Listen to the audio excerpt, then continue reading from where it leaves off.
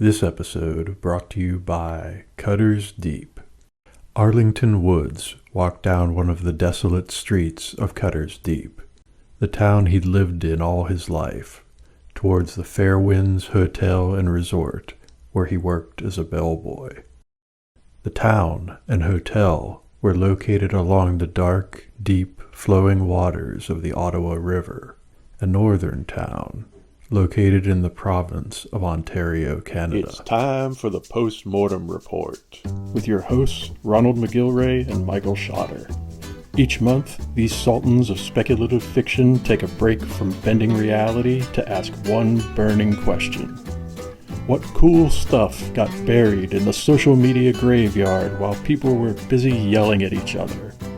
Well, there's only one way to find out, so let's dig into it. Hello, everybody, and welcome to the Post-Mortem Report. I'm your co-host, Michael Schotter. And I'm Ronald McGilvray. Welcome to episode 18. Best one yet. Makes me think of the moon landing for some reason.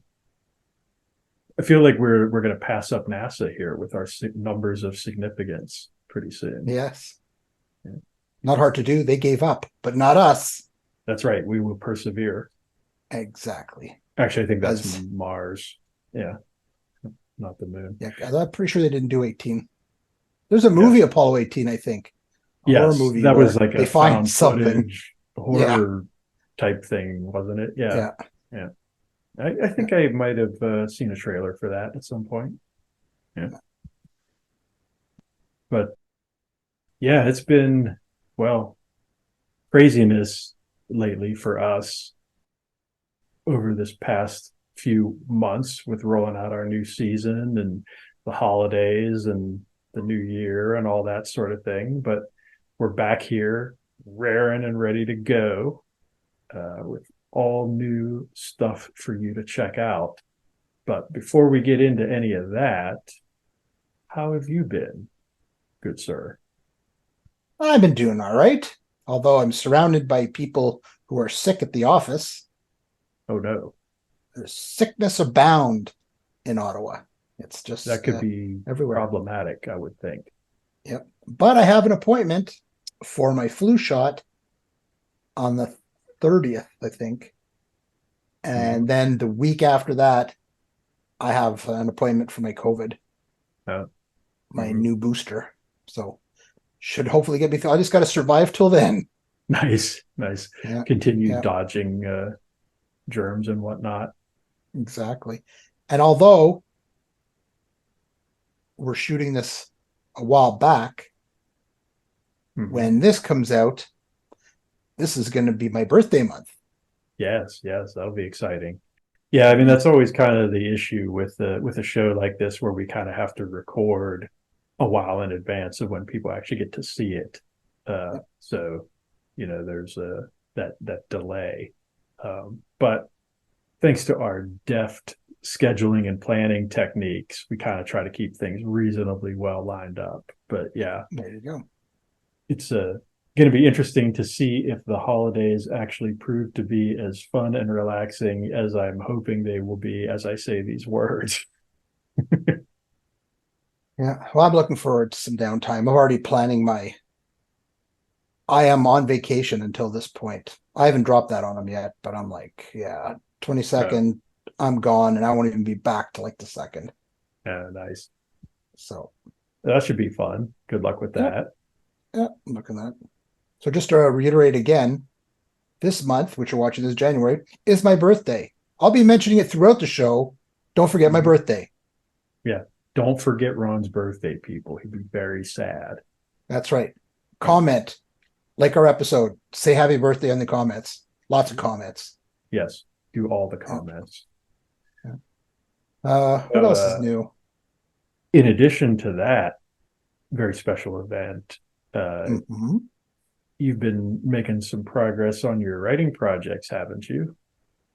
Yes, actually. I went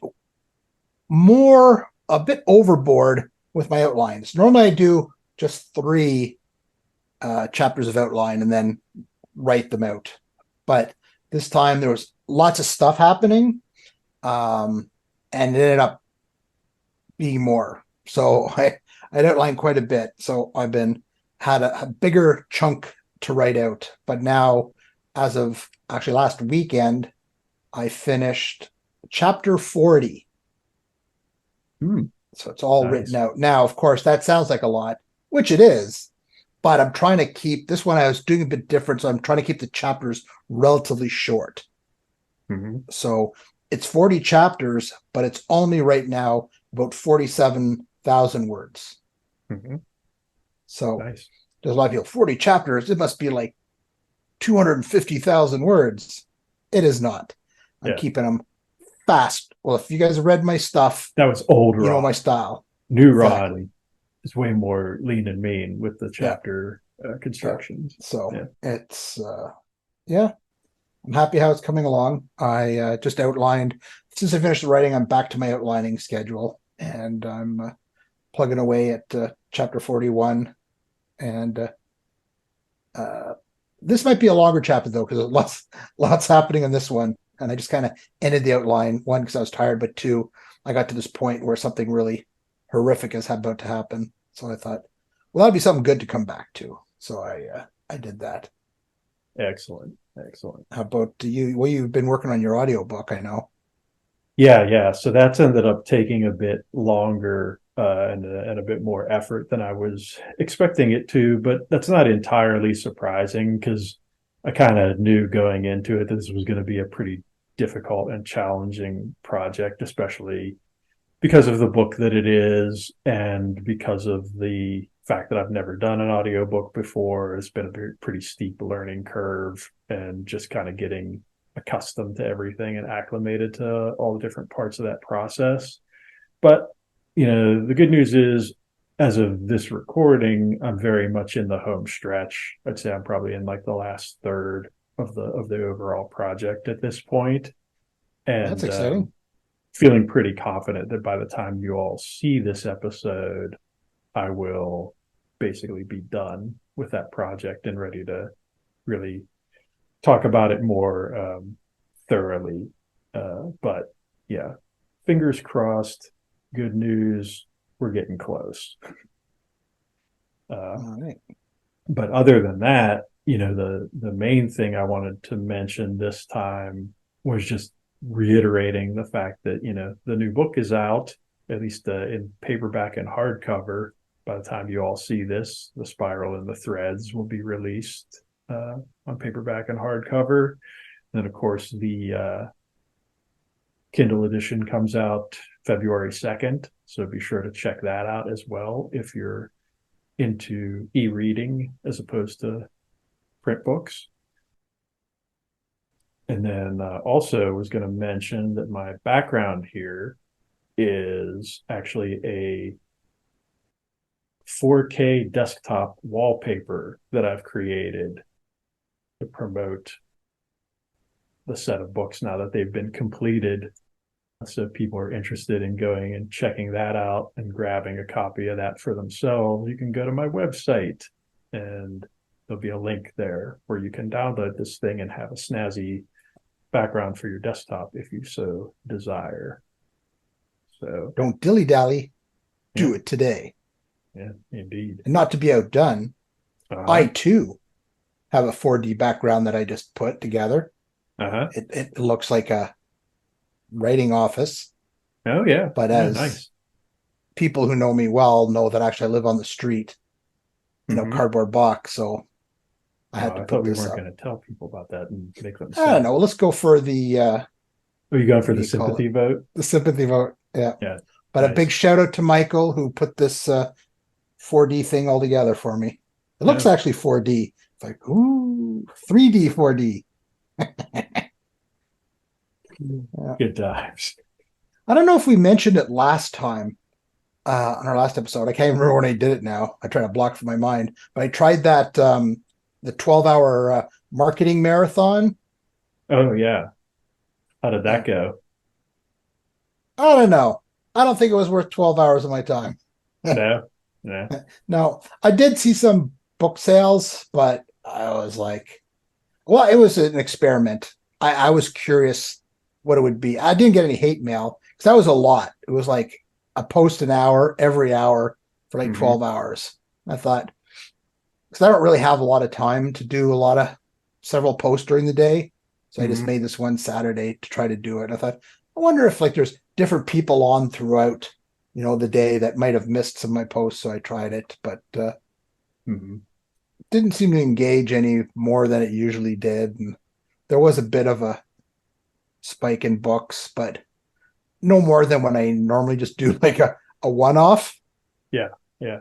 So, well, I mean, theoretically, the way all of these social media platforms are supposed to work is that if somebody follows you, they're going to see your post, regardless of how much after the fact, they get onto the system, right? So if you post something at 8 a.m. and they don't get on and look at their feed until 2 p.m, theoretically, they should still see your post if they're a follower. But where I think you have the most chance of having an impact with something like that is people who aren't already following you, and maybe you're just trying to pick them up off the generic or general feed. Because that is very timing based, right? That is very like, what's happening in that moment is what shows up there for most people.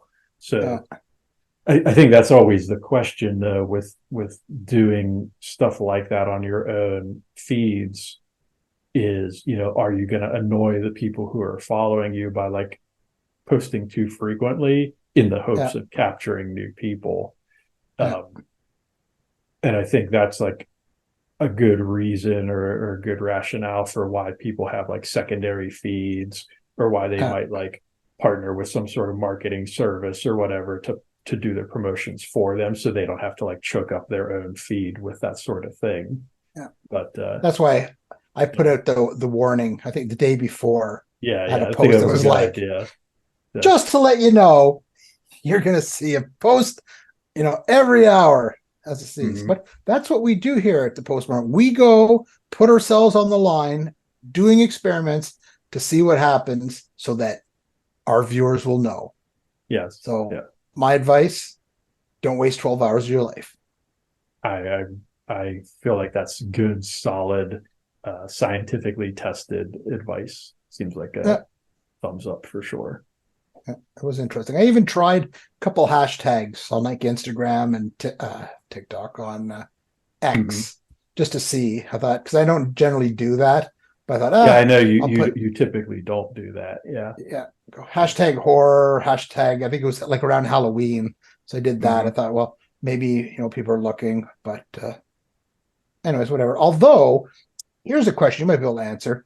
I got some sales from, how they break it down countries? It'll be like, you got 60% from Canada, 50, or obviously that wouldn't be right because that would make it 110%. That's how well I'm doing.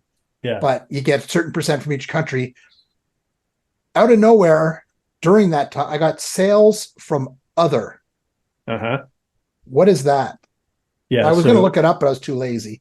Yeah. So in my experience, other is just any of the marketplaces that aren't like the main marketplaces, right? Because kind of like the US, Canada, the UK, Australia, France, Germany, those are places that you'll see like pop up pretty regularly, right? Other is either marketplaces outside of those countries, or I think the other way that can show up is if you are on extended distribution for your paperbacks and you sell paperback outside of the Amazon system, right? So if like Ingram Spark prints one of your paperbacks, or one of those third-party printers does a sale, I think that's another way that the other thing can show up. But it's interesting because I was like, oh, other. Wonder who that is. Because I had a tear for a while. Brazil. I think it was Brazil. They were buying books. So I don't know if some Brazilian Booktuber or something said something. So I was like, hey, I got all these sales from Brazil. I wonder what that Nice. is. But just as quickly as they came, they disappeared. Yeah. So it was short lived, but it was kind of interesting. Still always boggles my mind. I guess being an older guy, just the whole connectivity with the internet. It's just like how people can find you like all Mhm. around the world now. Kind of mind Yeah, I mean, boggling. well, that's the thing, right? That's the moment that I think you get to if you get far enough along in this profession, is that realization that literally at any moment of any given day, there's somebody somewhere in the world reading something that you wrote, Yeah, right? it's Be it like interesting. on Kindle or paperback or hardcover or whatever, right? And that's the thing. Like at a certain point, that's just how the math works out, right? That like Yeah, mathematically speaking, somebody somewhere in the world at any given moment is reading something you wrote, and that's like a really crazy thing to think about, right? yeah, Just like once you have that sort of epiphany, you're like, holy crap, this is really wild. yeah. But yeah, it's good times. I actually try. I kind of made it a point over the past couple of years to really not obsess too much over my numbers when it comes to stuff like that, because I feel like that's a really easy rabbit hole to fall down where you can just kind Yeah, of end up like spending way too much time just clicking refresh on yeah, the KDP page or whatever. And it's like, no, just do the work, just do the things you're supposed to do, and stuff will just kind of work out. yeah, And just check in every once in a while and make sure everything's cool, but don't like go crazy with it. I feel like it's a good yeah, strategy. yeah. I don't even have time to look at it all the time. I did it though because after my 12-hour marketing thing, I was kind of keeping a closer eye on it for about a Yeah, week. sure. I mean, you definitely want to do it in a situation like that because you want to Yeah, test the result of your whatever you're trying. Yeah. yeah. So, anything else new in your neck of the woods? I was going to say, I don't think I have anything else real pressing to discuss, which means that it's probably time to get this party started officially with Alrighty. our author spotlight, our first author spotlight of the year, in fact. Would you like to tell all the nice people who that is going to be? I certainly would. Happy New Year to our newest spotlight author. And this month it is none other than Candace Nola. Ooh. Round of applause. There you go. Yep. So why don't you tell folks a little bit about Candace? I would be happy to. Let me look at my notes. Candace Nola is a multiple award-winning author, editor, and publisher. She writes poetry, horror, dark fantasy, and extreme horror content.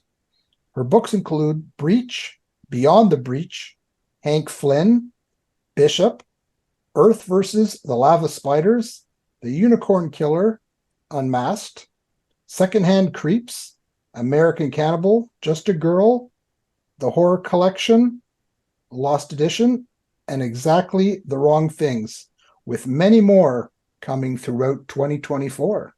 Something to look forward to. She's the creator of Uncomfortably Dark, which focuses primarily on promoting indie horror authors and small presses with weekly book reviews, interviews, and special features. Uncomfortably Dark stands behind its mission to bring you the best in horror, one uncomfortably dark page at a time. She also owns and operates 360 Editing, which is an editing service geared toward new and indie authors to provide quality editing at affordable rates. Find her on Twitter, Instagram, TikTok, and Facebook, and her website, uncomfortablydark.com. And sign up for her Patreon for exclusive content, free stories, and much more. Very nice. Yeah, so check Candace out. Mm-hmm. She's got plenty to offer. Yep. So obviously, we're going to focus pretty much on her books for our purposes here today. And actually, Mm-hmm. two of the books right off the top that we're going to really give special attention to are Bishop and the sequel, Bishop Man vs. Monster, which, of course, we've talked about Bishop on the show previously. You can go back and check out that episode. And I actually will be talking more extensively about Man vs. Monster when we get to the books segment here shortly. But, as Ron mentioned in the bio, Candace has several other books, including Breach, Beyond the Breach, Hank Flynn, The Unicorn Killer, which definitely has one of the most interesting covers I've seen in a while, for sure. And actually, she had a new release at the time of this recording, which was Frogger. And I also wanted to mention specifically some of the work she's done with anthologies, because as part of Uncomfortably Dark, she had the Baker's Dozen anthology, which actually won a Splatterpunk Award, I believe it was last year. And also they have a series of anthologies that are sort of themed. The most recent one of those that I'm aware of is Uncomfortably Dark, Dark Disasters, which focuses on stories involving various natural disasters and the sort of horrifying consequences of those, which I thought sounded pretty interesting. Speaking of things that are interesting, I know Ron has a blurb from Bishop that he would like to share with all of you. Yes, because Bishop was actually a very good read, and everyone should be reading it. It was really fast-paced. I really enjoyed it. Actually, we met Candace at StokerCon. Mm-hmm. That if they watched those episodes, they would have seen that. We should actually put a picture up. Yes, I can do that. People don't think we're lying. We know Candace. True. In fact, I mentioned in that StokerCon episode, that was where I got put on the hook to actually get into the Bishop series, because I basically had admitted to her when we met her in person that I had yet to read it. So that was one of my main motivations for actually getting on that train properly. So, indeed. Well, I will get to the blurb of Bishop by Candace Nola. Caught between an ancient evil and a man with nothing to lose, a young girl's fate hangs in the balance. Erin Rogers and her daughter Casey have been missing in the Alaskan wilderness for 5 days. Troy Spencer is determined to find his sister and niece at any cost. Once there, a local tells Troy about a loner, Bishop, a man shrouded in secrets who may be his only hope. As Troy sets out to find the mysterious Bishop, Casey is lost in the woods alone and frightened, seeking help for her gravely injured mother, but is she alone? Something ancient stalks these forested trails, something evil that hungers for fresh blood. The trio soon find themselves caught in a struggle against time as an ancient rivalry is renewed. Ooh. Nice. That's not enough to make you go buy the book. I don't know what would, but let me try. Exactly. Because I actually just recently read this book, because I hadn't read it at the time when we talked about it previously on the show, but having just recently read it, that is quite the story. There's a lot of things that I could go into detail about just why that is such a cool and special book. But let me just kind of cut to the chase and be like, if you enjoy creature features, if you enjoy portrayals of survival and like overcoming adversity in like difficult situations, if you enjoy nature and the sort of experiencing the sort of majesty and terrors that it can produce, that is absolutely a book you should check out, because it's really top notch in a lot of ways. So definitely want to give a big old shout out to Bishop, and I know you, of course, who already mentioned what a fan of that book you are. So I'm sure we both would give that one a ringing endorsement. Yeah. The only one I'm not really familiar with is Frogger. Mm-hmm. To Yeah, that one is that new to me as well.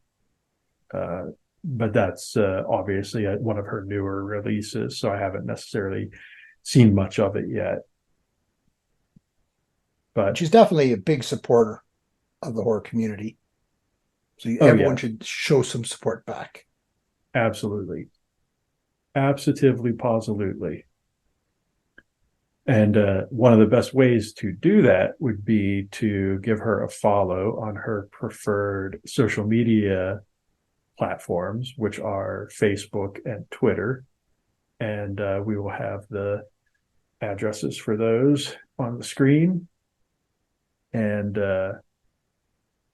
yeah, I think that pretty much covers all of the important details. Enough niceties. Which now onwards means that we get to unleash the beast in a different context. There you go. And Ron can tell you all what's about to happen next. Well, ghouls and gals, we're about to spin the wheel of death. There it is. There it is. Well, spin that wheel. You know, I got to blow the dust off this thing for the new year. We got to make sure it's ready to go. But I think we're ready to give it a spin. Let's see what happens, shall we? Pull the spinner. Let's get it on. I love the enthusiasm. The enthusiasm. Yes, I love the wheel of death. Well, I feel like this is seasonally appropriate because there's nothing quite like extreme cold to match up with a January episode. So I feel like this is just sort of fate in a way. Like right out of her book from Alaska, so she should be comfortable. Exactly. I feel like she's prepared for this with all her bishop research and the Alaskan wilderness research. This should be right at home. Except maybe for that little extra we're going to give. Yeah, well, you know, I wasn't going to mention that, but let's let things play out. All right. 3, 2, 1. Yo! Oh, that gives me the gibblies. I love the wheel of death. Oh my! Almost as much as I love Candace, but I should have brought a heater in here. As I always mention, all good things must come to an end. Yes, indeed. Well, fortunately, before things fell apart, Candace was nice enough to share with us some of her favorite things. You know, as we do on the show quite frequently, we talk about books, TV, music, video games, and much more. And now we will share some of Candace's favorite things with you on her lovely tombstone. Rest in peace. Yes, rest in peace. Even if it is cold. Yes. I think I'm just too jovial over this wheel of death. It's okay. It's okay. You've been pent up. You've been waiting all through the you've had all this holiday cheer coursing through your system, and you just need to purge it with some good old fashioned murder. There you go. Good times. All right. Well, having taken care of business such as it is, I think it's time for us to get into another section of the show, which is books. And as promised, I am about to talk about Bishop, Man vs. Monster, which of course is the sequel to the lovely Candace Nola book, Bishop. And I'm going to do my best to talk about this in as spoiler-free a manner as I can. However, I think it's safe to say that obviously this book is a continuation of the story from the first book. But what's interesting about that is there's a bit of a change involved in it. So you got a couple of factors that really kind of influence the way the story plays out. One of which being that there's a change in locale. So we've moved from the northern Alaskan wilderness to the Pacific Northwest in the US as our setting. And also there's a bit of a time jump. So the characters that make an appearance in this book are about 5 years older than they were in the previous book, which is kind of interesting, right? Because it gives you a chance to see how the characters have evolved and grown and changed a little bit since where you left things off in the previous one.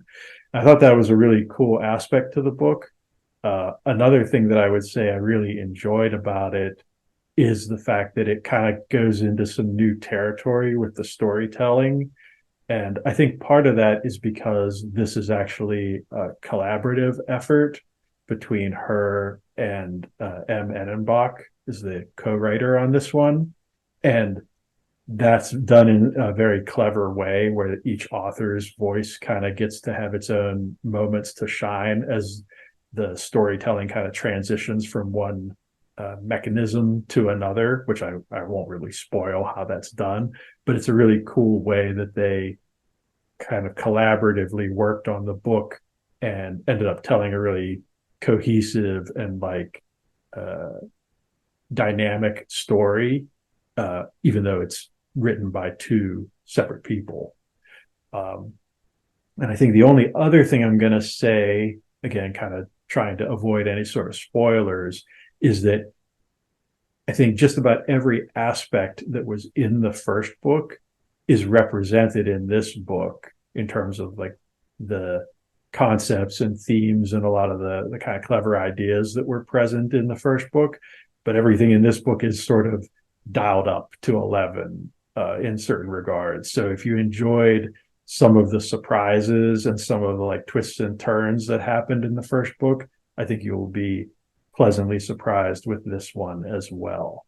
And also, it makes a great kind of continuation of the previous story and set up for what's going to be apparently a series of books. Because I have actually got a little bit of a scoop here for the Postmortem Report, having just talked to Candace about this on social media recently. I now know that the third book in this series will be coming out in March, and there's actually going to be 2 more books after that to wrap it up with a total of 5. Wow. You heard it here first. So yes, if you enjoyed Bishop, I would highly recommend checking out Man vs. Monster. I think you will be almost certainly satisfied by it. And I think I will leave it at that and let you discover the rest of what's cool and interesting about that particular reading experience on your own. And if you haven't read Bishop yet, what are you waiting for?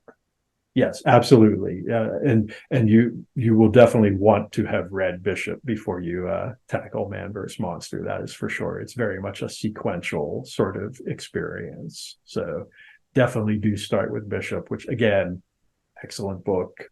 You know, we would both highly recommend for sure. So having said all that, what have you been reading lately? Well, I've kind of drifted away from the horror train for a brief period. I've been sort of looking with the new book that I'm writing. I was looking at some different styles and a different genre that I'm kind of mixing in. And I'm just trying to see how it was. And I was thinking of which one I would like to do. And I was thinking about how a while back, which we talked about in previous episode, how I'd watched the series Justified. And it was like sort of, having withdrawals, haven't seen, any of the characters for a while. So I picked up Raylan by Elmore Leonard. and it was great to kind of, see some of the old characters and see Raylan at his peculiar police official ways, and to sort of looking at Elmer Leonard's style, because he's sort of has a style all his own kind of thing. But this one was a fast paced, fun read. I mean, it had high stakes poker, a kidney stealing ring, bank robbing, all with the familiar Kentucky backdrop from the series. I'd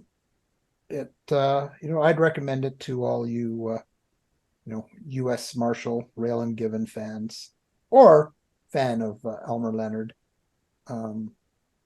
It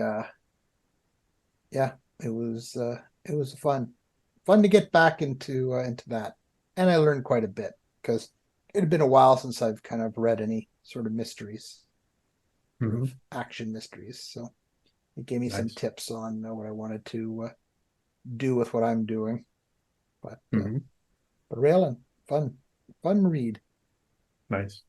Yeah, I've only seen a few episodes of Justified, but I've definitely seen enough of it to understand why people love it the way they do, for sure. So I that probably would not be like near the top of my TBR, but I could see that changing, especially if I do end up getting more into the show and more engrossed in it. I could definitely see how a read like that would be very attractive for somebody who's kind of like consumed the entirety of the show and is like hungry for more, right? That would definitely seem to lead you down that path, I would think. Yeah.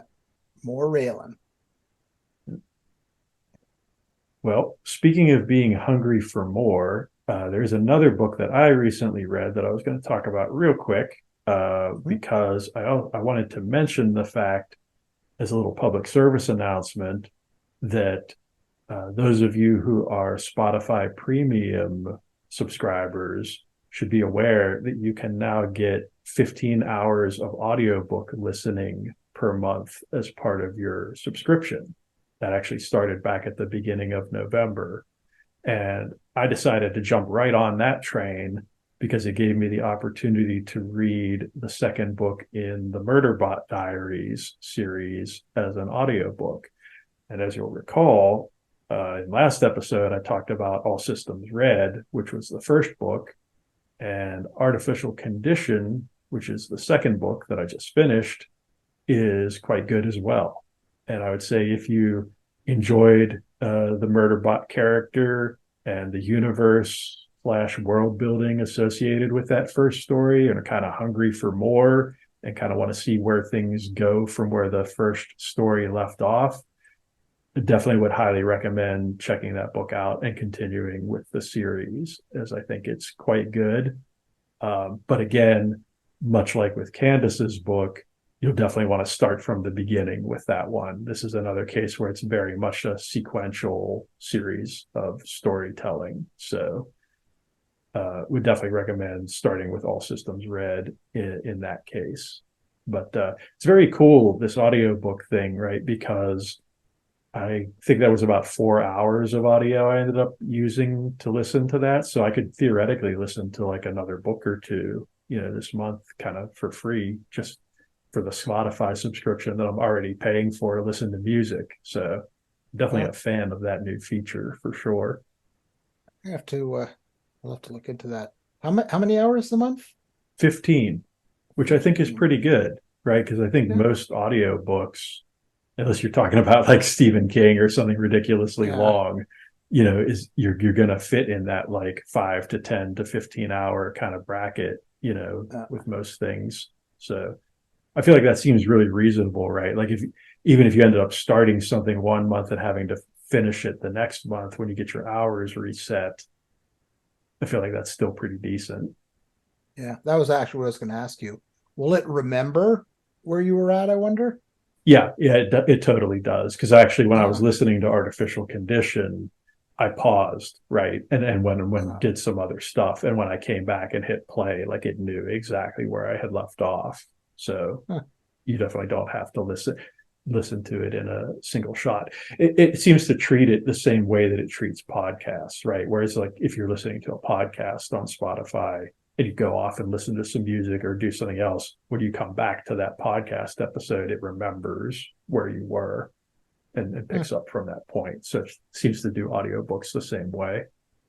You have a good selection of books? Yeah. I mean, there's a lot of, traditional published mainstream kind of popular stuff seems to be like what is, they're really putting front and center. But I definitely, in very quick browse through their lists, found at least several things that I was interested in checking out, so I kind of feel like it won't be a struggle to find, enough content per month for the foreseeable future to get my money's worth out of that little perk. So why not, right? Yeah. Take a look at that. Mention it to my wife as well. She likes reading true crime. So I don't know. Oh yeah, they have a ton of that stuff for sure. Like that's the thing, right? Like any genre you can think of, pretty much, they've got some quality stuff, right? Some names you're going to recognize, some books you've probably seen go by and maybe considered checking out. Like when I checked out the sci-fi stuff and the stuff that I kind of typically tend to gravitate towards, I saw plenty of things right away that I'm like, oh, I've been meaning to read that. So yeah. And because I tend to focus on indie stuff and self-published stuff more when it comes to like the stuff I actually buy and kind of go out of my way to read, a lot of times that more mainstream, traditionally published stuff kind of falls by the wayside for me. So I kind of feel like that'll be a good opportunity to maybe pick up some of those things that I've kind of slept on a little bit over the past few years. It seems like it's like a prime opportunity to play catch up with some of that stuff. But yeah, another tip from the Postmortem. Again, not sponsored by Spotify by any means, but I will say I have been a Spotify subscriber for a long time, like a long time now. I can't even remember how long it's been when I signed up for that. And I will say I definitely appreciate when they do editions like this, right? Like it seems like every few years they're adding something to that service or like giving it some kind of extra little oomph to really help justify, keeping it around. But I feel like that's one of those things too, that if you weren't aware of it or if you weren't kind of looking out for it or paying specific attention to it, you could easily like have that go by and not even notice that it happened. So you definitely want to take advantage of that when it presents itself. Now, this is probably a stupid question, which I'm sure it is, but that's 15 hours of listening time, not from when you open it up. Correct. So it literally counts, as far as this is my understanding of it anyway, is that it literally counts the amount of time that you are listening to the files, right? So So for example, like if you had been playing a book and you fall asleep, right, and it continues playing while you're asleep, that's going to chew up your hours, right? Yeah. So you definitely want to make sure you're conscious for that. Yeah. It's not like a library book when you get the audio book and it's like, you got 3 weeks to finish it. Yeah, no, it is 15 hours per month, and you just use up those 15 hours at whatever pace you care to, is my understanding. And there's not really that many books that are over 15, so you're pretty well set once you have it. Yeah, I mean, you're going to be, like I said, I feel like you're going to be able to listen to at least 1 or 2 books a month with that, like without much difficulty, I would think. But so having said all of that, let's move on to our next topic, which is movies. So you've got a double feature for us this time. Yes, I do. It was a Halloween Halloween in January. Yeah, nice. We decided we were going to watch The Conjuring 1 and 2 on Halloween night. Yeah. And we weren't sure if we are going to get through them both, but we did. Mm-hmm. I don't know. I'd actually never seen it, which is really kind of was surprising to me.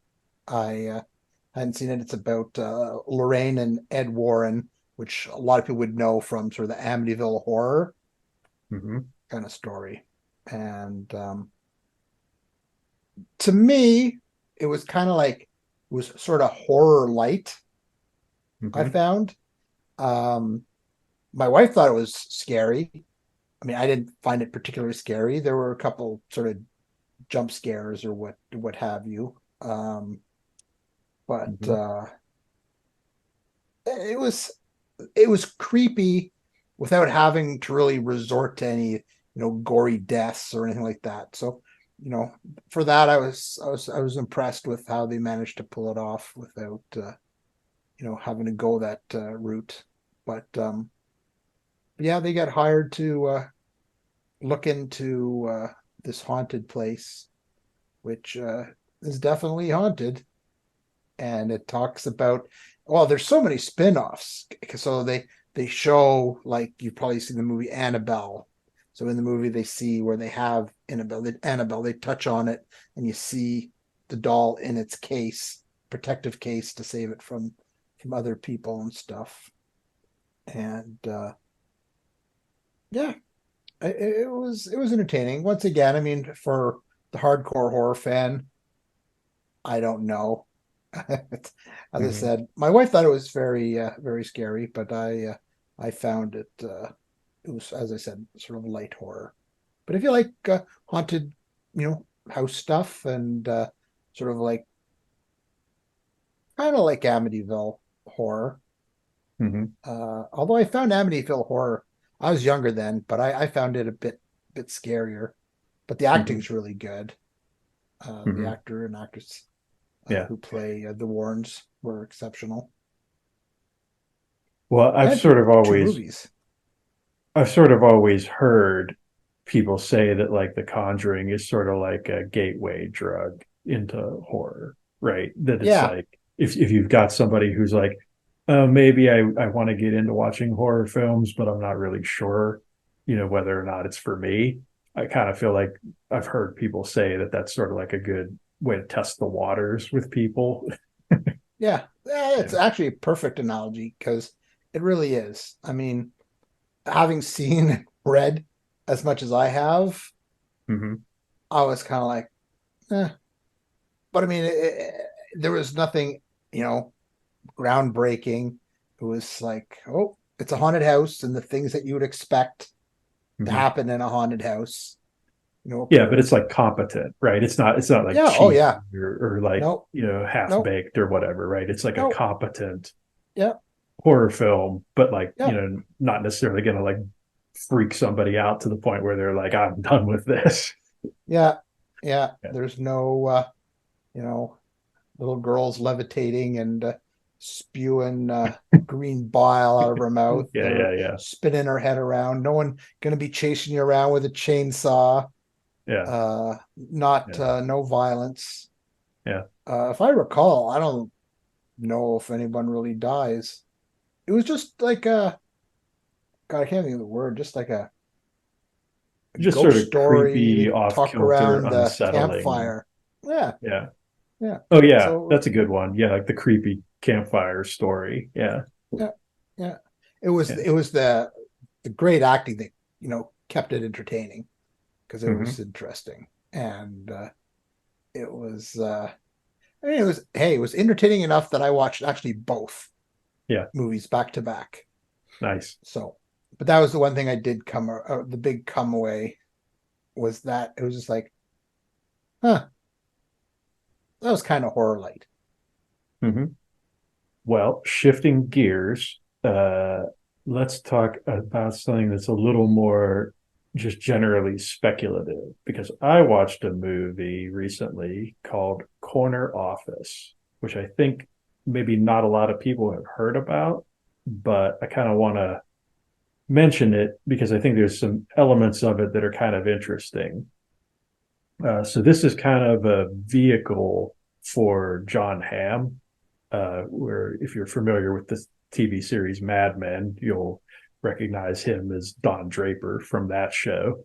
And that was actually one of the reasons I wanted to check this movie out, because it was kind of pitched as like one of his first like big like leading man roles in a film. And the thing that's kind of interesting about it is that it does have what you could almost consider as like a speculative fiction light element to it, which is that the whole premise of the film is that this guy working in an office building, played by John Hamm, who comes across a room that only he can see. And one of the big questions throughout the whole proceeding of the early stages of the film is whether or not this is a supernatural thing that's occurring, or it's something that's just in his head, or something that, or some kind of practical joke that people are playing on him, you know, like trying to convince him that this room doesn't exist when it really does, etc. Yeah. And so that question actually gets answered fairly early in the film, so that's not really like the crux of what the film is about. However, I did like that element of it, and of course I won't spoil, you know, what ends up happening with that. But the other thing about the film that I thought was kind of fun and interesting is the way it examines office politics and office life in a way that, you know, a lot of other things in the past have, but kind of puts its own spin or its own take on it. And it uses some kind of fun techniques, right? Like there's a lot of protagonist narration, right? Where John Hamm's doing like these long narration segments where he's kind of talking about his inner thoughts and his thought process and why he thinks the way he does, and kind of gives like some context for, you know, his behavior and the things he's observing around him. And I felt like that was pretty well done, because sometimes with narration in films, like it can go real hard in one direction or the other, right? Like sometimes narration can really help a film, and sometimes narration can really hurt a film. I feel like this one used it to pretty good effect, where it's like every time the narration bits kicked in, I was like, oh, this is making this experience more engaging and more interesting. And it's kind of building on this whole concept of like him being an unreliable narrator, where it's like you're not sure what to think of his points of view and his observations about what he's, you know, talking about. And I kind of don't want to say too much more about the movie, because I feel like it's a thing that's better experienced than described. And I definitely don't want to oversell it, because I do think it's kind of a simple film in a lot of ways, but I do think there's like an elegance to its simplicity, where it, like, if you kind of go into it not expecting a whole lot, I think you might be pleasantly surprised by some of the little flourishes and details and little subtleties of the filmmaking that are kind of cool. And it was definitely one of those movies that made me think about it a lot after I watched it, which I always appreciate, right? I like a movie that has enough kind of intellectual meat to it where it prompts me to ponder it, you know, after it's over. And so I definitely enjoyed that aspect of it as well. So, yeah, Corner Office. Check it out. You said it was kind of, did you say it was sort of like a light? Yeah. So what I would say is like a light speculative fiction kind of premise, right? Where it's like that whole hook of like, is the room real? Is it just in his head? Right. Or if it is in his head, like, does that even matter?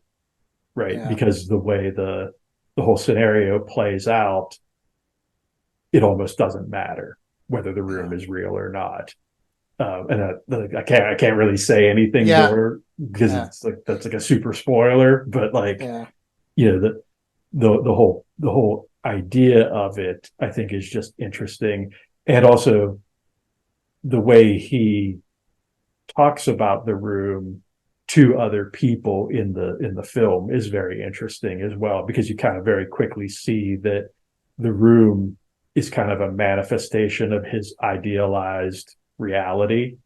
Yeah. And I think that aspect of it is very interesting. That's like one of the things that I kind of found myself pondering a lot after watching it, is like, it's the little details, it's the little extra bits like around the edges of that movie that I think are the most interesting parts, right? Because the plot is actually fairly simple, the premise is fairly simple, but it's in the way that it's executed, and it's in the way that there are these little kind of additional bits and little flourishes that are sprinkled here and there throughout it that I think is actually what makes it interesting.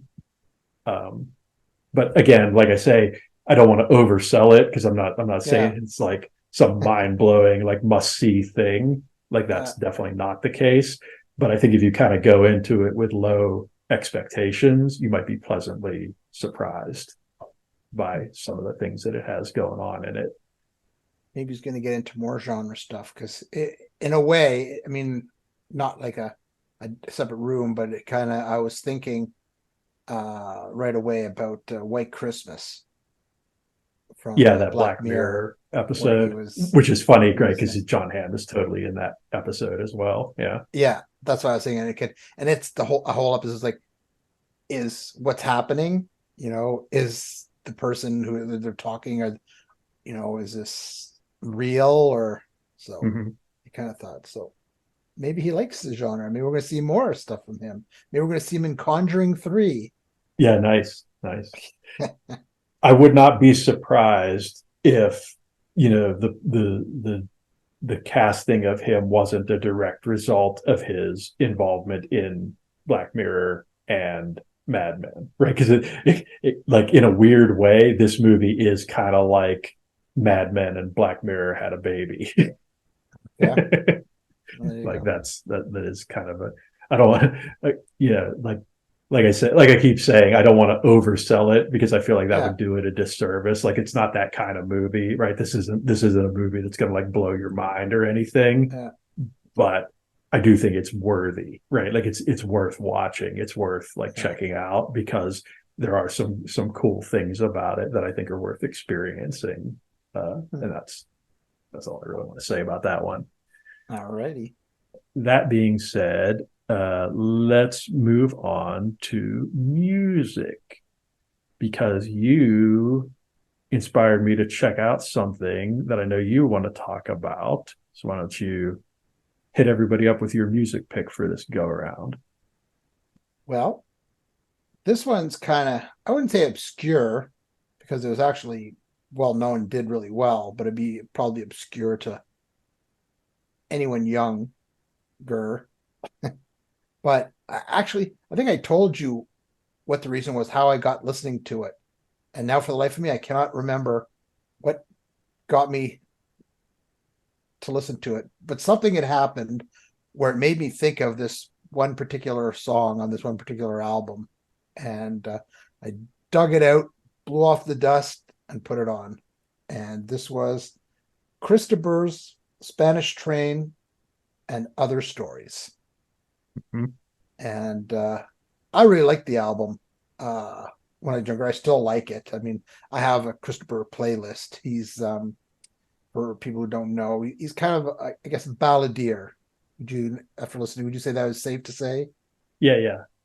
Singer songwriter, balladeer type. Yeah. He sings with kind of like an English or Irish lilt, and tells his tales. But the music is all catchy, but the way he sings, it's I don't even know how to describe it. He has a lot of like intensity. Storytelling. Yeah.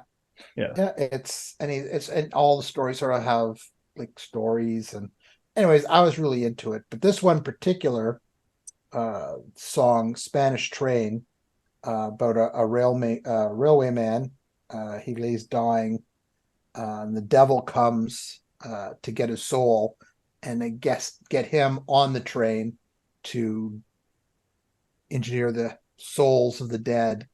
And just as he's about to grab him, God appears. and so they end up playing poker for the soul of the railway man, and the story goes on, and then unfortunately for the railway man, the devil cheats. Yeah. As he is wont And to do. Yeah. as he's wont to do. Since it's a song, I figure it's not really a big deal spoiling it. Go for Yeah. the music. Yeah. So then it just keeps escalating, where they start to go for all the souls that are on the train, and then for all the souls that are forever going to be on the train, and they move from the poker to playing chess. And unfortunately, the devil just keeps cheating. And apparently God can't figure that out. But anyways, the story's told in sort of this as this ballad, and it's almost catchy, like folksy kind of ballad. Yeah. But he's got a really strong voice, and it was popular back in the day. But I pulled it out, and I thought it survived the test of time. What did you think of it when you heard it?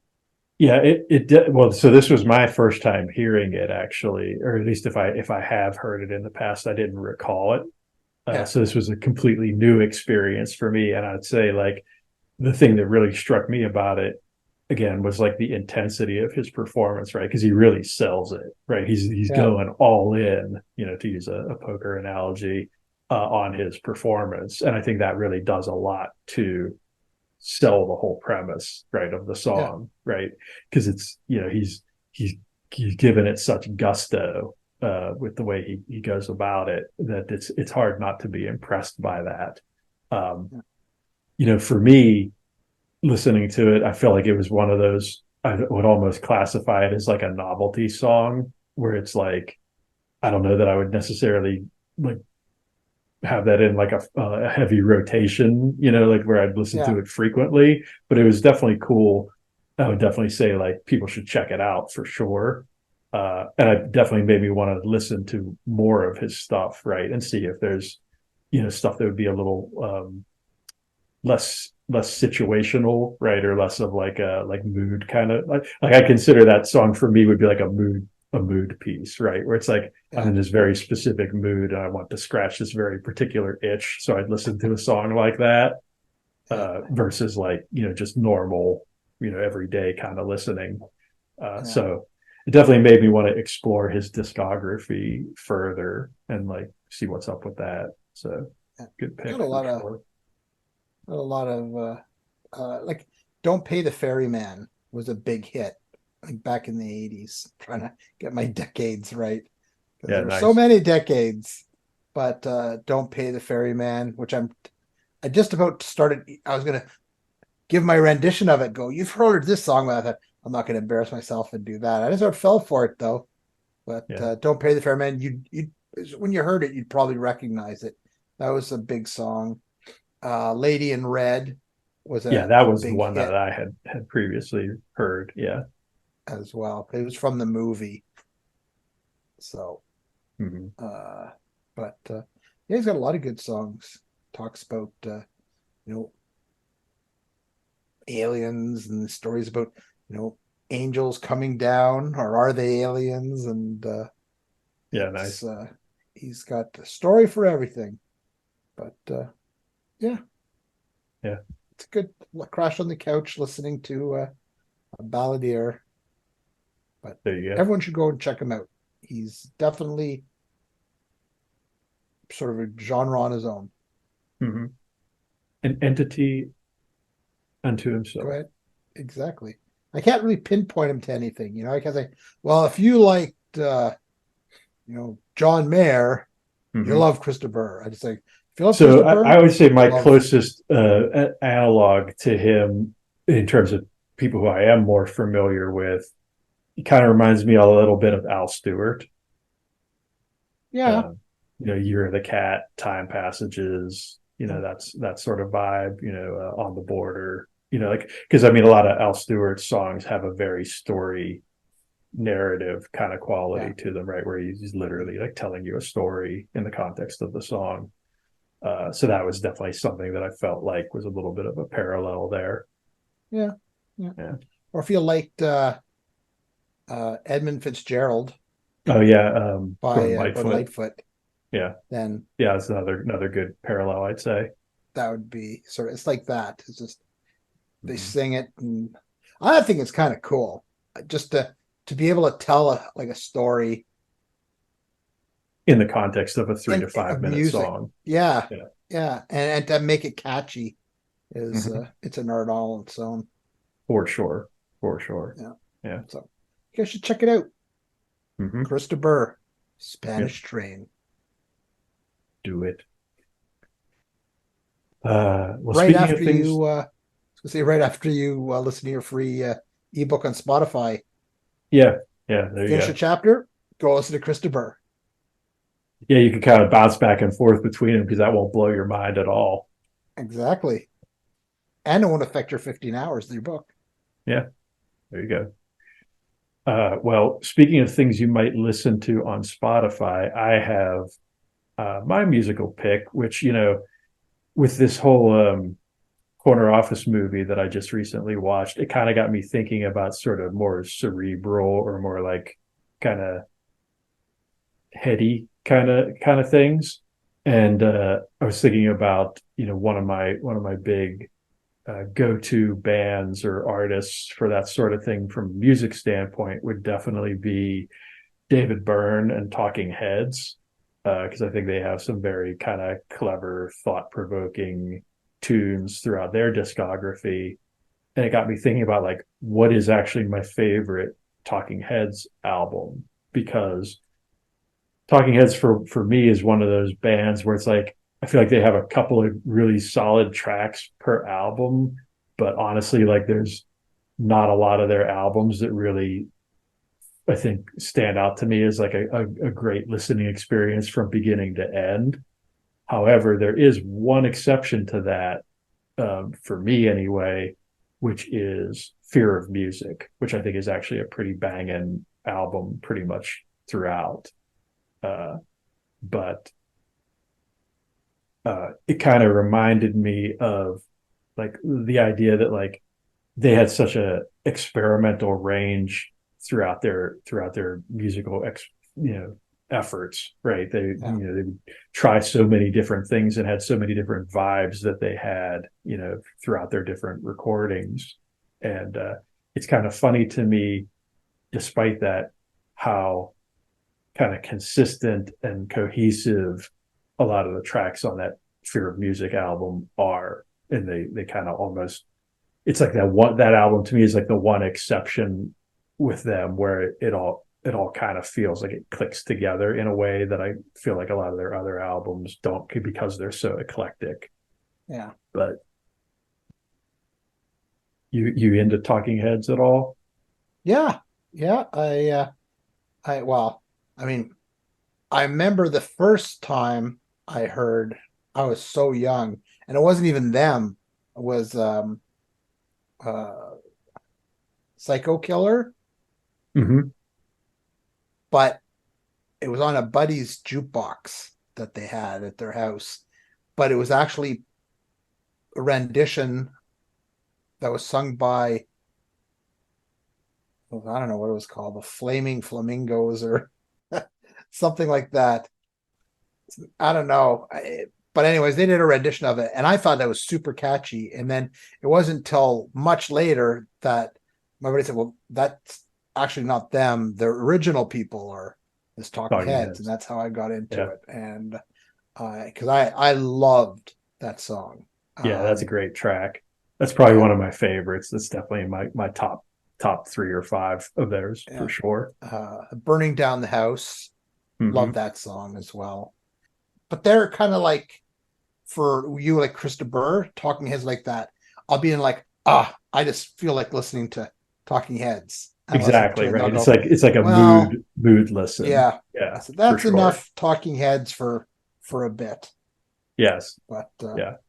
Well, and like I said before, right, like there's very few of their albums that I can actually listen to from beginning to end, which is why it kind of got me thinking about like, what is a Talking Heads album that I could put on and just listen to? And I think, like I said, that Fear of Music is probably the one that I would actually, recommend pretty much the entire album. But that's definitely not the case for me with them in any other case, right? Like, because I know, like, when I first got into listening to them, I started like most people do with Sand and the Vaseline, which is kind of like their double album greatest hits kind of collection.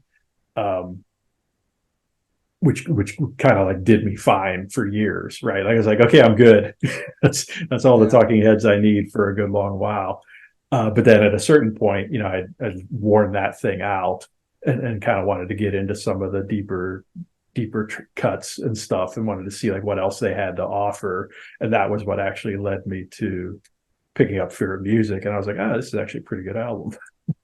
The other thing about Talking Heads is you really can't talk about them without at least touching on David Byrne's solo stuff, because he's had some pretty interesting solo projects over the years too. Like I know I was a pretty big fan of that American Utopia album that he put out back in 2018. Had some real banger tracks on it for sure. So definitely would recommend that one.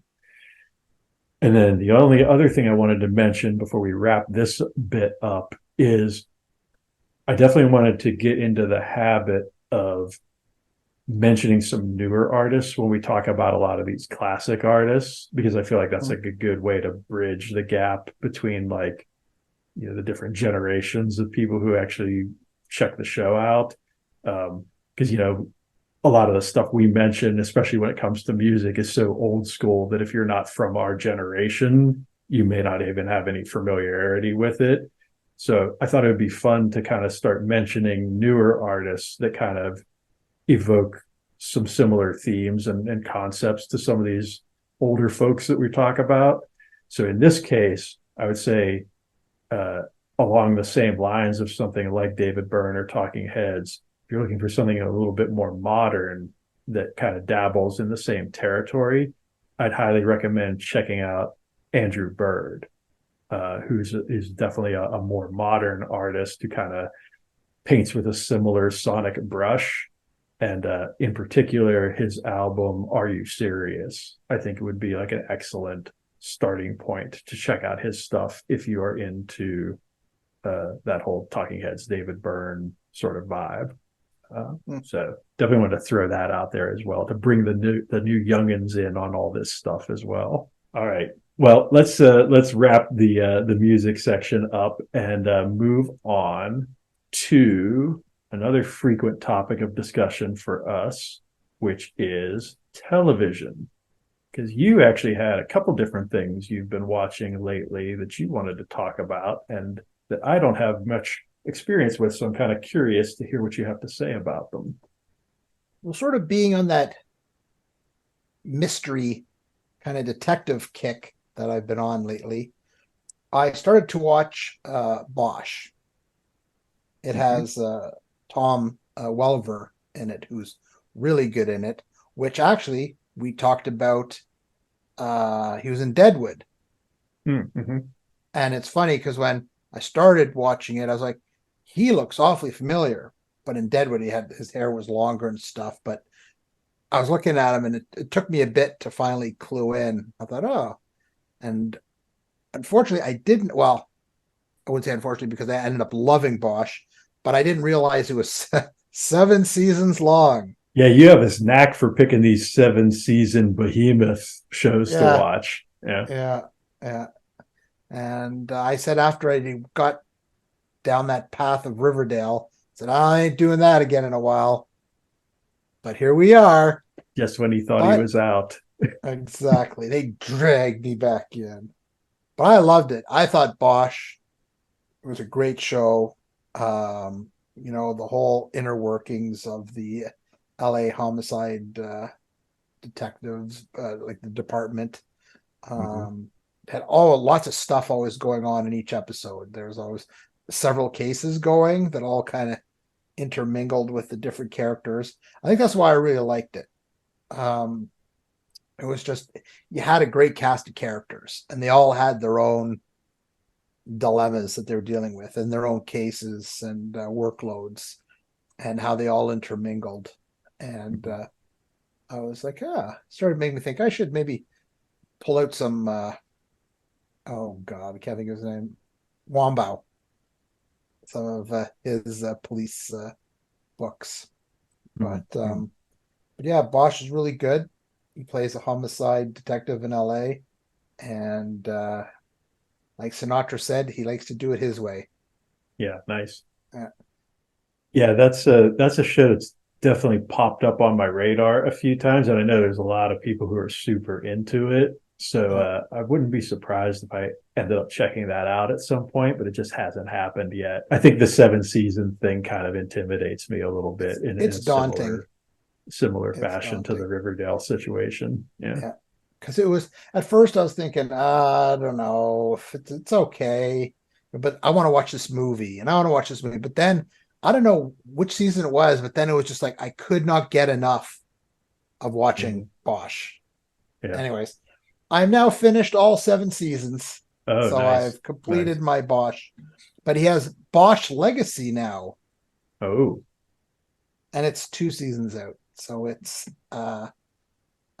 brand well, not brand new because it's already 2 seasons out, but it's new on streaming services, so I'm beginning to yeah. watch that. Nice. Nice. So it's kind of fun. So if Yeah.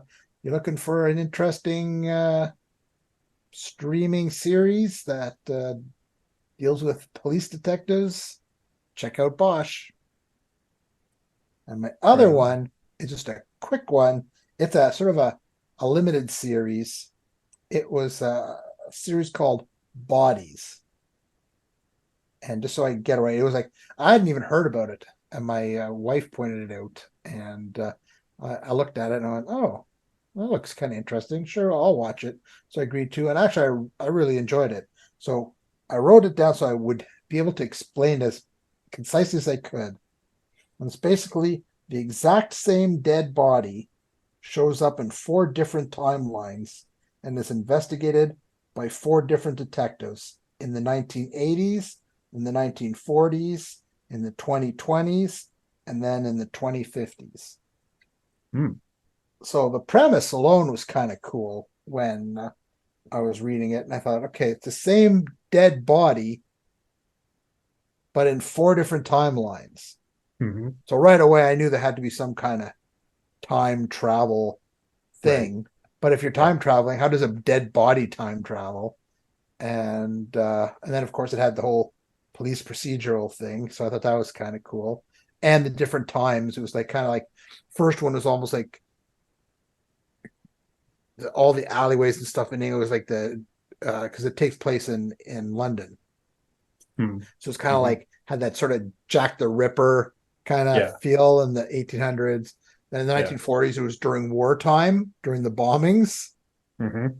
And then in the 2020s, and then we find out that something catastrophic happened in the 2020s in our generation that literally changed the world. And then in 2050s, this is what's happening, but I won't say anything about that. But Yeah. so 4 different detectives are working it, but of course, the ones that are further ahead in the future, when they're investigating, they can go back and notice something similar happening in the past, Sure. Yeah. and they piece things together. And anyways, it was really clever. I can't say too much about it because it's one of those stories that the whole thing is the cleverness behind it is what really sells the story. I mean, the acting was really good as well, but it's Mm-hmm. uh, it's clever. So if you get a chance and you're into sort of mystery, time travel, if you liked like Dark, did you ever see Dark? Yeah, Dark was really good. Well, I saw the German version of Dark. I haven't Yeah, seen the English version of it. I didn't even know there was an English version. Is there an English version? Yeah, apparently they, Oh, at least the first season, they did like a okay, remake of that first season in English. But yeah, okay. I saw the German version of Yeah, season so one. yeah, It's we really watched that. good. So if you like that, you'll probably like Bodies. Yeah, nice. I give it 2 thumbs up, as I do for Bosch. I give it like 3 thumbs up. Oh, I had a excellent. third one, All of the but I thumbs. don't. Yeah, There you go. I give all my thumbs to Bosch and Bushes, excellent. and Bodies. So it's Yeah, Bosch and Bodies. yeah, there was a lot of good television viewing. Yeah, excellent. Well, since you brought it up during the movie segment, I was kind of debating whether or not I was going to talk about this or not. But since you mentioned it, I will talk briefly about Black Mirror because, like we said in the movie section, there's that famous episode of Black Mirror, White Christmas, that John Hamm's featured in, and that's a really interesting show in that sense of like, if you enjoy like the classic speculative fiction stuff like Twilight Zone and Outer Limits and stuff like that, I think Black Mirror is probably something that should be on your radar as like a more modern example of that sort of thing. Not to say that it's like a one-to-one comparison, because it definitely has its own kind of vibe to it, and it is definitely kind of goes to some places that those older shows definitely would never have had the opportunity to go to just because of when they were made. Yeah. But the other thing about it that I think is kind of cool is some of the experimental stuff that they do. Like, have you seen that Bandersnatch interactive thing that they did, where it was like a choose your own adventure version of that show? Was that the movie? Yeah, where it's like, Yeah. you get to certain points and you'd actually be like, what kind of cereal are you going to eat? Or, you're going to stab this dude or not, like that kind of thing. I thought that was a really interesting kind of experiment. And actually, I believe there are some episodes of that show that I've yet to see that have been released recently or in the process of being released as we're recording this. So I'm going to be curious to check those out. But another really cool thing about that show that I like is how they've kind of built a little bit of an interconnected mythos between certain episodes, where it's like things that happened in one episode get referenced in another one later, even though they seem to be completely disconnected at the time. Yeah. And I think that's really cool, like how they've managed to kind of stitch some things together, because it's pretty evident that stuff was kind of done on the fly, right? Like it wasn't necessarily something that they had planned out from the beginning. At least that's kind of the impression that I get watching it. But it's kind of cool the way they managed to stick some of those recurring themes and bits and ideas into some of the newer episodes to kind of make it all feel like it's part of a like larger whole. I think that's kind of neat. So yeah, just a quick mention. But if you haven't seen Black Mirror, definitely give that a look. Very entertaining, especially for all you genre fans. Yes, Got something for everybody. Sure. But having said that, let's bring it on home with our final segment, which is video games. And you actually have something new to talk about this time. So I'm going to let you get the ball rolling. All righty. Well, I've been sadly remiss lately on this segment because haven't been playing a lot of video games. And I thought that I was just letting everybody down. So I actually started looking into stuff that was newly released or coming out just to see what was interesting. I thought I would talk about that and maybe try to sell the idea of going to look it out or go look it up and give it a try. Well, as I was looking through things, I came across this game called the Texas Chainsaw Massacre. And I was like, oh, what is this? And it's an online game that you get to play as the character. So if you're a fan of the movie, you get to play as either a victim or as a killer. Yeah, part of the family, as it were. Exactly. Grandpa's there, Leatherface is there. So I thought, made me think about the Friday the 13th video game that came out. Mm-hmm. I was going to get that, but it always got kind of mixed sort of feelings and or Yeah. kind of reviews. Well, there's and all that it was there's all just that litigious stuff involved with that too, where it's like the company that made it getting sued by the rights holders and all that, which is preventing the game from being updated and bugs yeah, getting fixed and all that sort of thing. There's all sorts of yeah. drama associated with that game. Yeah. Yeah. Plus, then you're just the one killer. You're either like the campers or the one killer. So if Mhm. you're the killer, you're all alone, which would be cool. I mean, if you're a fan. But here, you've got sort of backup Mhm. as killer because there's several different. The players could be several of the killers, and then Mhm. the victims that can group together and try to work together as well. Mhm. And I was looking at some of the short videos of it and some of the screenshots and look at it. It's very nice looking. It really gave you that the Texas Chainsaw Massacre vibe. Yeah, they really nailed the aesthetic from what I've seen. Yeah. It seems like it looks very much like you would expect it to look if you're familiar with the films. Yeah. So Yeah. I was thinking, it might be a game to request at Christmas or something. And because what doesn't say Christmas like Texas Yeah. Chainsaw Massacre? I But I'm sure that says Christmas at the McGillivray house. yeah, yeah, definitely. Yeah. But yeah, I just thought, that'd be really cool. Kind of running around and two there instead of like a fourth, you're in the confines of like that creepy building, which is more claustrophobic than running around in woods and cabins Hmm. and I don't know. From what I saw, it looked actually really cool. So if you ever wanted to play, see if you could survive that house of horrors, or Hmm. if you just ever always wanted to, you know, be a killer and go out and kill some innocent people who happen to stumble across your humble abode, then the new video game, Texas Chainsaw Massacre, might just be for you. Yeah, nice.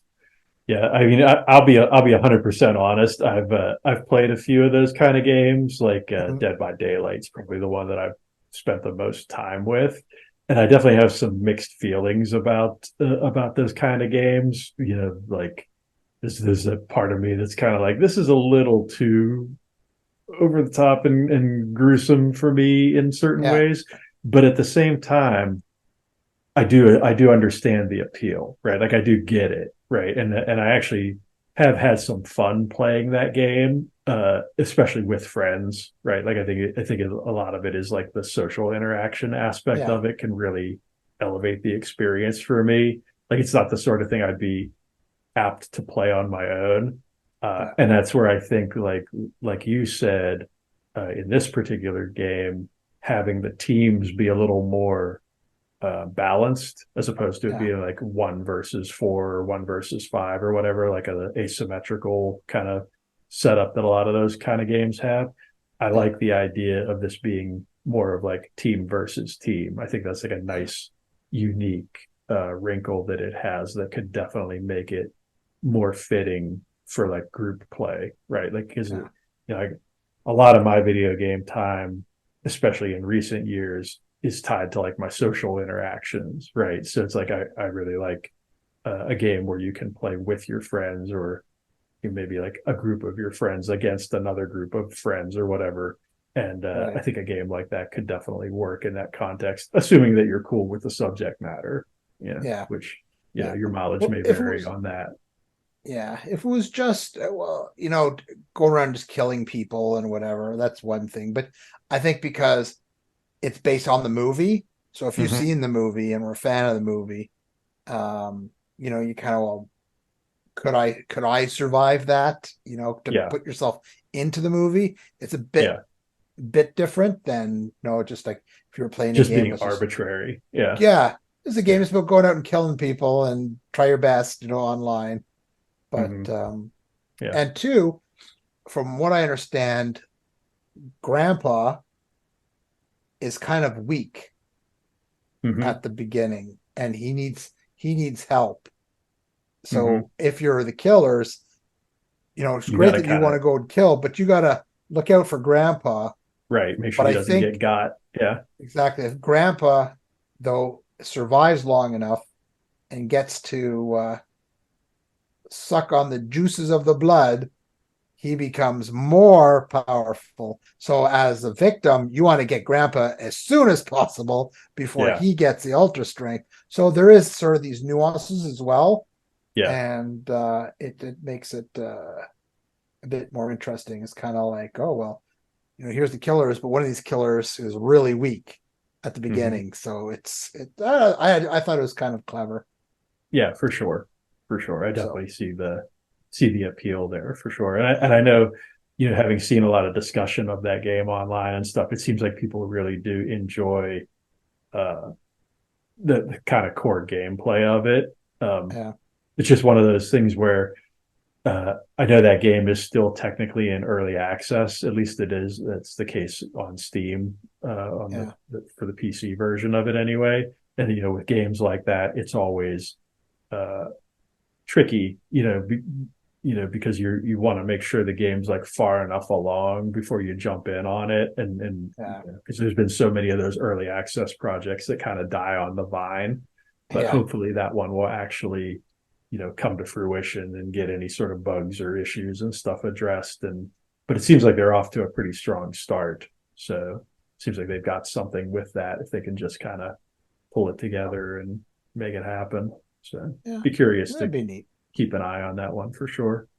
Yeah, I mean, it's just cool to be able to put yourself in, a favorite movie or a notorious movie, and play the part. It would be like, I was just thinking while we were talking about it, I was going, it'd be interesting to like have a video game like Jaws, where you're just you're on the boat, But then I thought, well, I would just like turn the boat around and head for shore.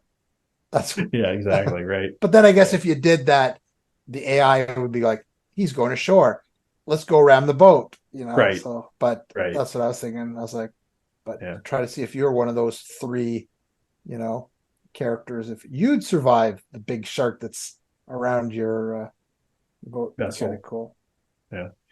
Just nice. I don't know, the idea of putting yourself in the middle of a movie and being a character is appealing.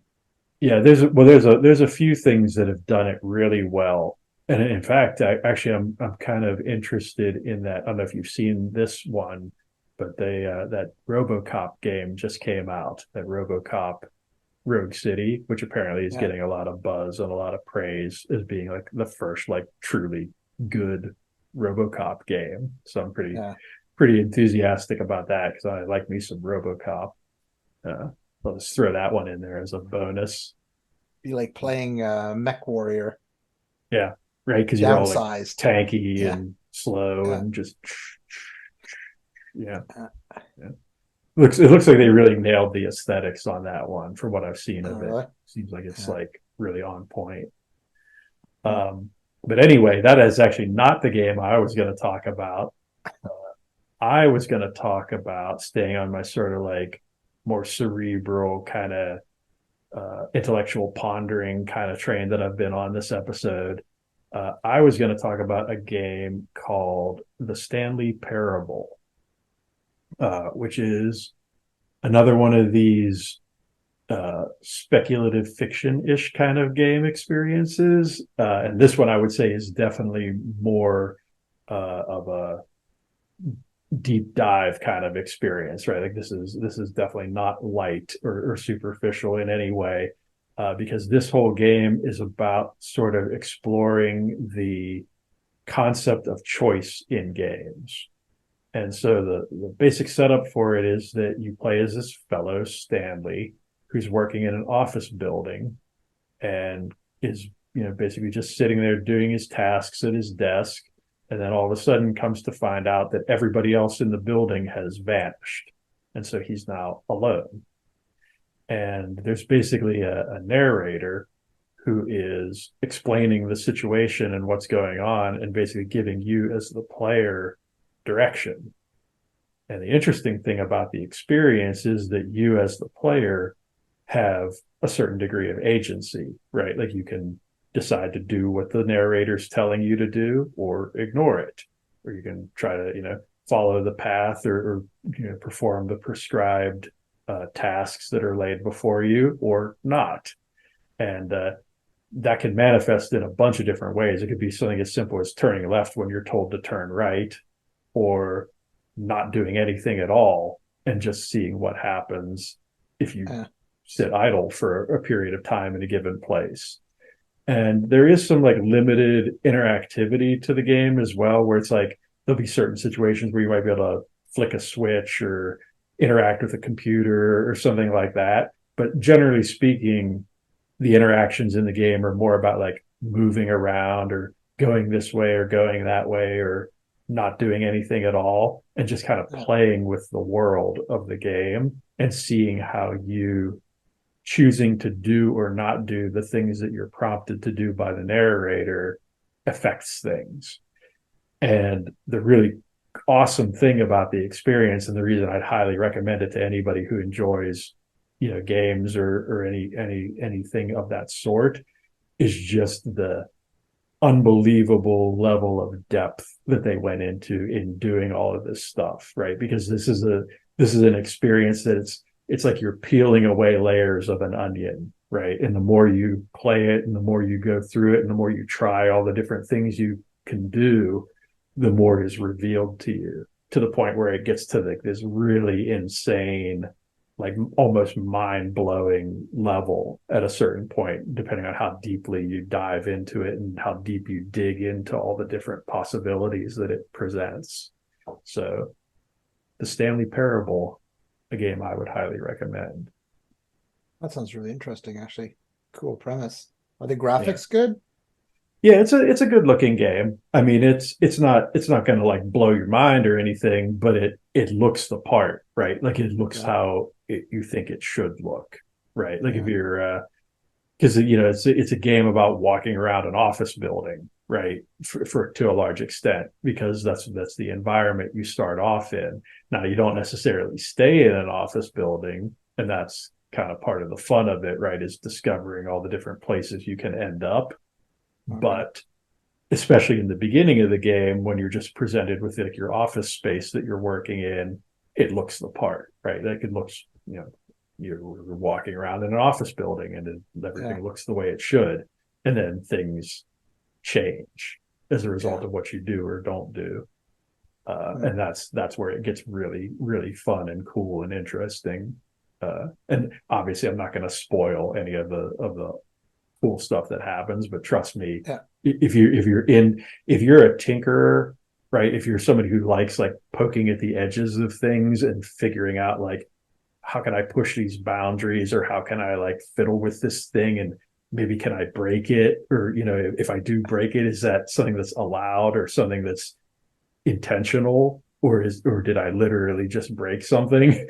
Like it'll get your brain going in all these really interesting ways that I think are super satisfying if you enjoy experiences like that or pondering things like that. Now, is the narrator, I don't know how to word it, obviously it's part of the story, but I mean, is the narrator sort of just like this omniscient kind of it's like an omnipresent being, right? Like so he's hearing it. What's that? He's hearing it then. Like it talks to him. So here's the thing about it, right? Like you are playing a game, right? And the premise is that that you are playing a game.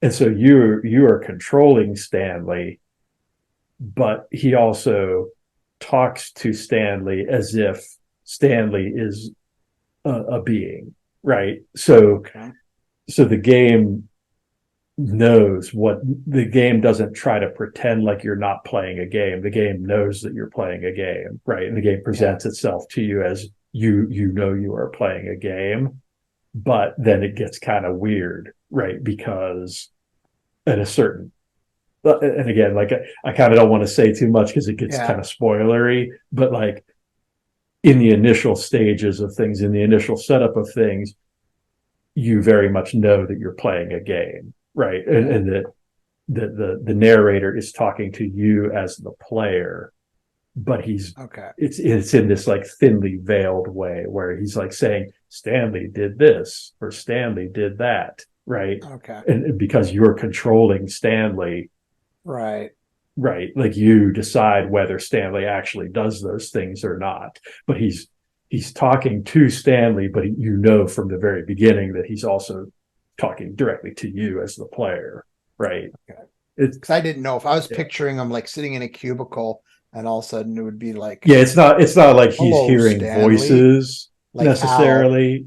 Yeah, it's like you're the one hearing the voices. Okay, I got Right. it. That's what I was wondering. But like it is funny, right? Because the narrator does end up talking to Stanley directly, right? But really? he's talking to Stanley because he's talking to you, right?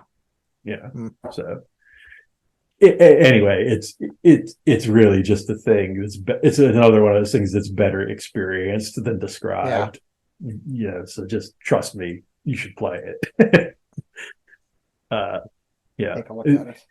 It's one of those things where if you're I think the amount of time you end up spending with that game is a good indication of how creative and like how much initiative you take as an individual, right? Because I can imagine people like going and playing it for 20 minutes and being like, oh, this is boring, right? And like not bothering to poke at those edges or try to find any of the extra little bits and pieces. Because the thing is, like, if you just do what the voice tells you to do, the game's over in like 20 minutes, right? Oh, really? It's all about like whether or not you obey, right? Yeah. So if you're a total conformist, right, and you just do everything you're told, the game just ends, right? But then the question becomes, well, what if I don't do everything that I'm told, right? So that's the key to it, right? Anyway, I feel like I've already said too much, but just trust me, that's a game that I would say almost universally, like everybody should play, like regardless of your preferences or inclinations. Like if you love games, that's a game you should play. And I think I'm going to leave it at that. So that is going to bring us to the end of another one of these things. Hopefully you all have enjoyed it. I know I certainly did. But we appreciate you watching, and yes, thanks a lot. Indeed. And don't I forget tried to go like and subscribe. I tried to go almost the whole episode without saying the word because I know I've been saying it a lot lately. So I saved it for the end. There you go. Congratulations. You just survived the post-mortem report. For more information about the show, the hosts, or the things they talked about, visit our official website at postmortemreport.com. And always remember, good posts never die.